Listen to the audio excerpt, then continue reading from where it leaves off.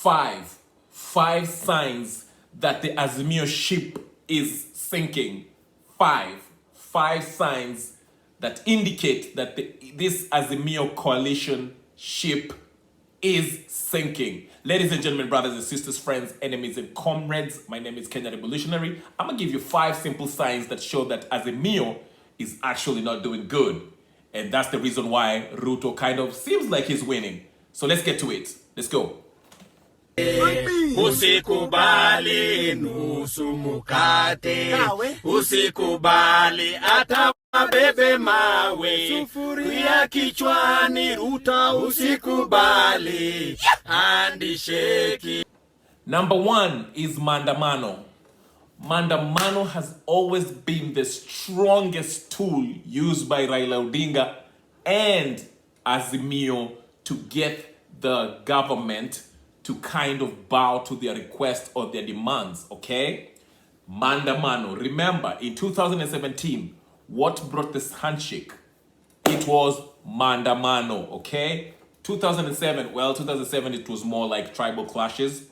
It was kind of a form of protest, Maandamano, demonstrations, okay? Unfortunately, things got really bad and people were killing each other, police killing people, tribal killings, and anyway, the end result was the government of national unity, okay? So Maandamano has always worked for Raila, but this time it's kind of different. I'll explain why, okay? Just this past week, we have Mr. Karim Khan, the ICC prosecutor, who is in the Kenya, okay? He came for a few days visit. I don't know what exactly his mission is, but this is coming after what happened a few weeks ago when we had 3 days of Maandamano, and we know what happened in Kisumu, where we lost a lot of innocent young folks who are being pulled from their houses by the police, okay, and brutalized in Kisumu. Kibera, the same thing, okay? So there's blame to be apportioned on both sides, okay? The government side with the police side, and the Azimio side as far as the higher echelons, Raila Odinga and his organizers. Why was he calling this protest, knowing that these things can lead to deaths, okay? So this Maandamano has been a subject of debate. Is it really effective? And the answer in 2023 is no, okay? We saw several Maandamanos happen. Most of them were not successful. The past 3 Maandamanos that we had were actually the deadliest ones, okay? Especially the last day. And again, like I said, in Kisumu, there was tragedy. So there's a huge number of people who are not necessarily Azimio supporters who are looking at this Azimio protest as being disruptive to businesses, being disruptive to everyday life, and also deadly. It causes more destruction than anything, okay? People lose their lives, businesses, and livelihood, okay? So most Kenyans look at this as something that's not positive. Of course, the Azimio diehard are looking at it like it's the most effective way and they have to go to Maandamano. They don't care if they die. They think that this Maandamano is the only way that's going to get Ruto out of office, out of power. But the reality is, these Maandamanos are not effective. In fact, it's one community that's actually bearing the most burden. And unfortunately, they're losing lives, okay? So this is actually generating a debate even within the Azimio folks, support base. They're asking themselves, is this worth it? Because it seems that one community is who are being targeted. Why are they not targeting other communities? Why is it that other communities are not coming out during Maandamano? Okay, so overall, these Maandamanos that has been happening, the strongest tool that Raila Odinga and Azimio has used in the past does not seem to work, okay? It's not working. It's not persuading Ruto. It's not forcing Ruto to leave office or to bow down to demands. So far, Maandamano are not effective. In fact, they're having more adverse effects than actually doing what they're supposed to be doing, all right? So Mandamano is actually a failure. And with the prosecutor now in town, in Kenya, Mr. Raila Odinga and his Azimio folks have to think twice before they go to the next Mandamano, because now they'll be they'll be looking at him closely, not only him, but also on the government side, how the police conduct themselves and how they treat the Wananchi during this Mandamano. So number one, the number one sign that Azimio ship is sinking is Mandamano being a failure, okay? If your core supporters are actually debating whether this thing is effective or not, and why one community is the only one who's bearing the burden, then you are in trouble. So number one, Mandamano has been a failure so far. That's not good for the Azimio brigade, okay? Let's go to number two. Number two is intra-party quarrels. Intra-party quarrels. And this is being brought about by the tribal schisms within the Azimio coalition. We can hear from Babu Oweno, we can hear from Robert Alai, among others, who are starting to speak up, saying, you know what, maybe we are being duped. Uhuru Kenyatta, who is the financier, allegedly, of this Mandamanos and Azimio as a whole, is being looked at as somebody who's actually not down with the cause. He's actually using these guys and probably, kind of made them lose. You hear these people, especially from the Luo part of the coalition, which is ODM. Let's face it, okay? These guys are starting to look at their folks, their friends from Central Province as, what's going on over here? Like, you guys don't come out from Mandamano. We are the ones who are being targeted.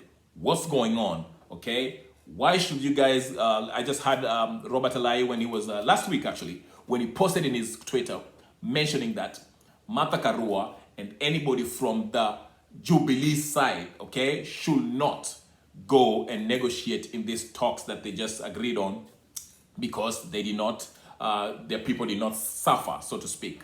So there's this, it's called distrust among themselves, okay? The Luo community, the ODM side are starting to look at their Jubilee folks, and also Martha Karua, she's not Jubilee, she's NAC, but basically this thing is turning tribal.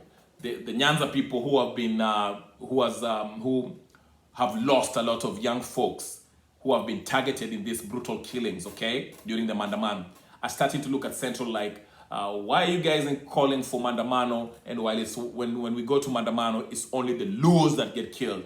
You guys actually don't even come out, okay? And they're looking at the Kambas. Why you guys don't coming out as the Luos? Luos come out and they do all sorts of things. They protest, okay? And they're the ones who always get targeted. Why? So there's this growing distrust amongst these coalition members. Let's face it. This coalition is basically a bunch of parties that represent tribal regions. Jubilee represent the Kikuyu. ODM represent the Luos, okay? Then Wiper is the Kambas, okay? So once you start having this distrust, if they don't trust each other, when the Luos are starting to look at others like, oh, you guys are not fighting as hard as we are, there comes the problem.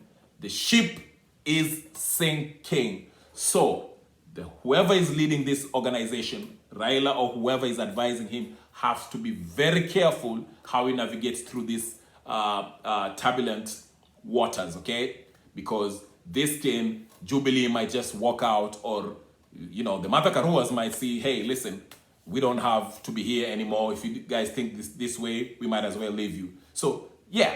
Number two, as I say, the second sign that Azimio's ship is sinking is the intra-party quarrels that has been brought about by tribal schisms, okay? And I gave the example of Robert Alai, Babu Oweno, among others, who do not trust the Jubilee part of the coalition, among others, okay? So that's number two. Number 3 is lack of strong leadership and sense of direction. Again, number 3, the third sign that shows that this Azimio ship is sinking is lack of strong leadership and direction, okay?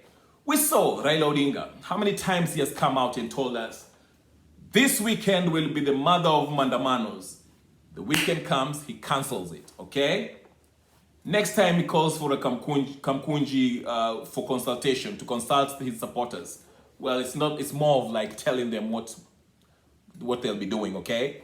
He comes out and tells us, okay, let's carpool, okay?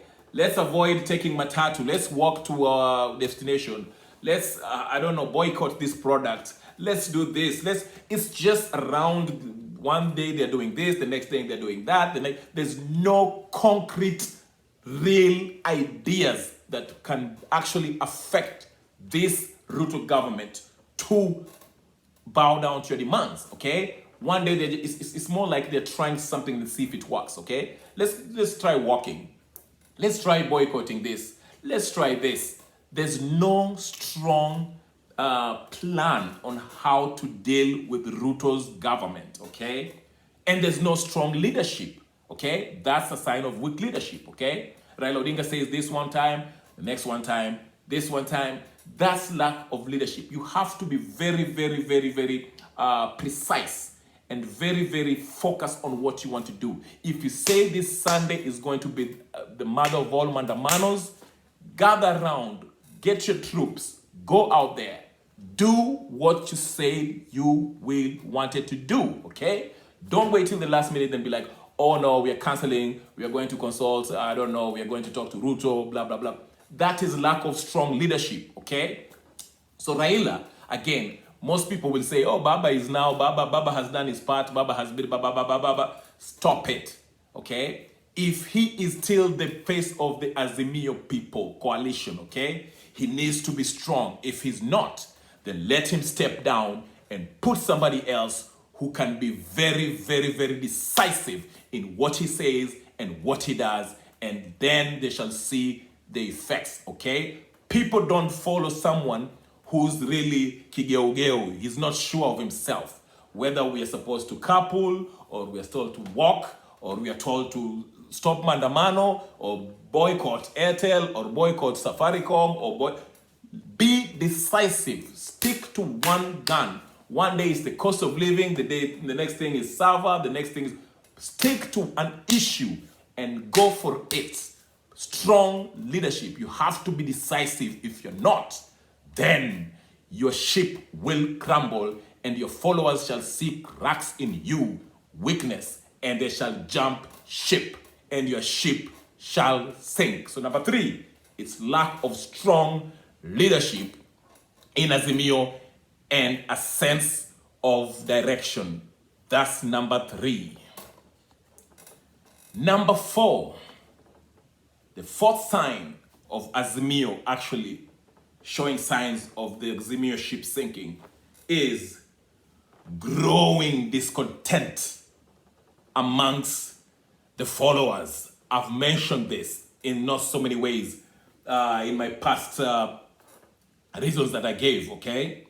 Now you can hear them debate. People are starting to think of things, okay? They're starting to point fingers, as I mentioned, whether it's a tribal thing, okay? Or you people of West, you, I don't know, the people of Central Province, you don't come out in Mandamano. The people of Kambani, you don't come out in Mandamano. We, the people of Luo, we are the only ones who are getting killed. What will discontent?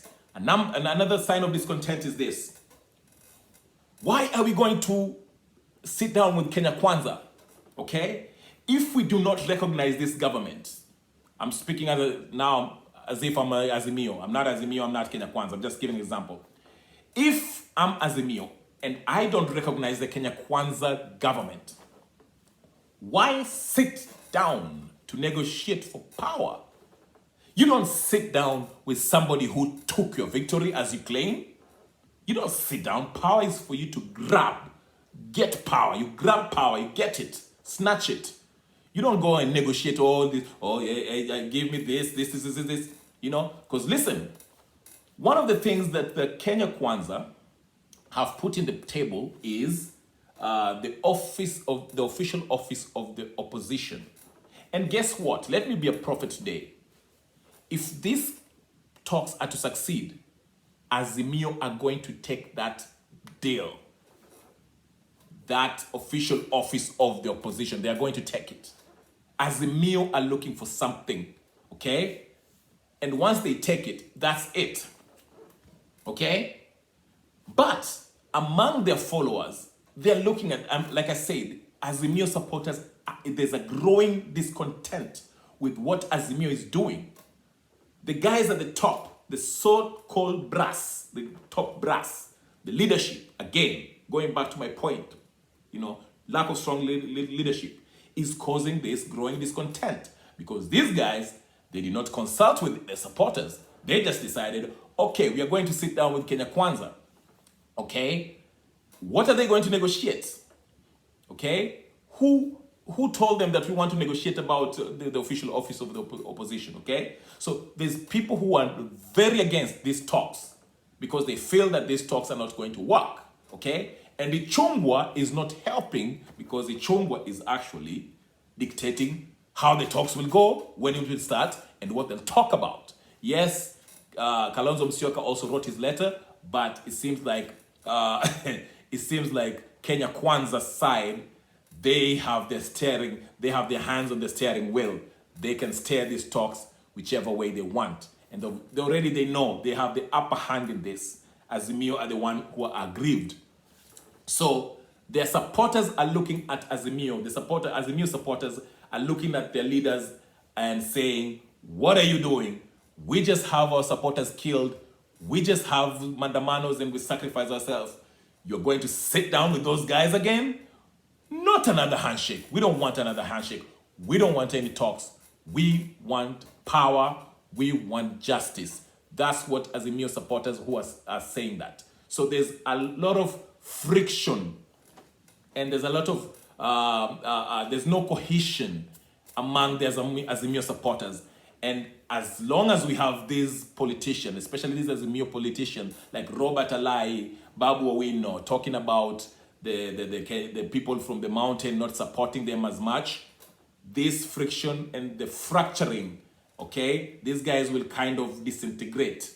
Wataanza kuachana pole pole, because some of them are feeling like they're being left out. There's even rumors that Martha Karua is almost leaving. I don't know.